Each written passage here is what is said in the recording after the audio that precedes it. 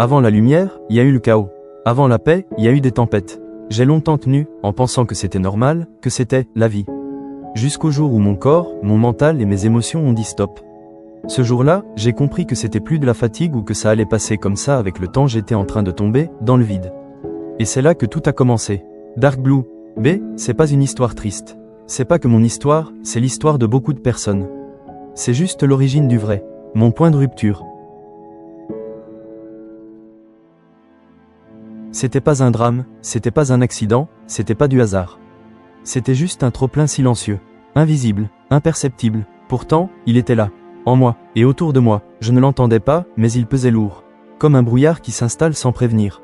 Un souffle lourd que tu ressens avant de le comprendre.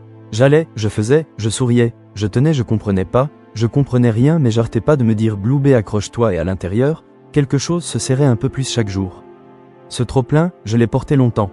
Jusqu'à ce qu'il décide, lui, de se faire entendre, et qu'il me mette le plus gros frein à main que j'ai jamais reçu. Ce trop-plein, c'était pas juste de la fatigue. C'était un tas d'émotions empilées, de la colère refoulée, des contrariétés, des sentiments d'injustice avalés sans jamais les digérer. Toujours m'accrocher, toujours tirer sur la corde, enchaîner sans pause, sans respirer.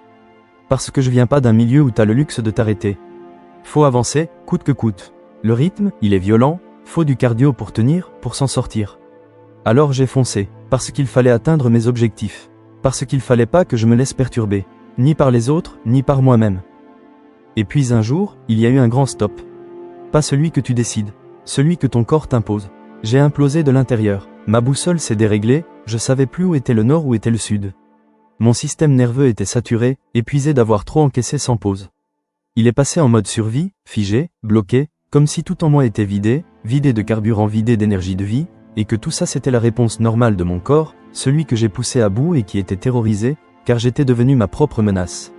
La personne qui digère pas, qui s'arrête pas, qui fait des tout droits malgré les chaos. Et le pire, c'est que je crois que j'étais figé depuis longtemps, mais je le voyais pas. Ce gros stop, c'est pas la vie qui me l'a mis.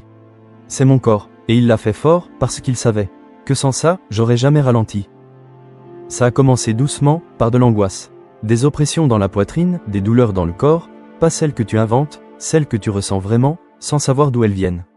Je dormais, mais je récupérais pas. Ma nuque était bloquée, mon cœur s'emballait pour rien, des palpitations qui me stressaient encore plus. J'avais la nausée, souvent envie de vomir. Des fourmillements et des engourdissements dans mon corps, des maux de tête, un regard vide, des étourdissements de temps à autre. Dans certains endroits ça s'intensifiait, puis dans d'autres ça s'apaisait, puis à certains moments ça recommençait et je me disais accroche-toi Blue B, c'est encore une mauvaise passe, la vie est en mouvement, ça finira par aller mieux. Je niais totalement ce que mon corps me criait, je comprenais rien. Mon corps vibrait à l'envers. J'étais fatigué, vidé, épuisé, j'avais consommé mon essence pour avancer en sécurité, en oubliant de repasser à la station essence pour remettre le plein.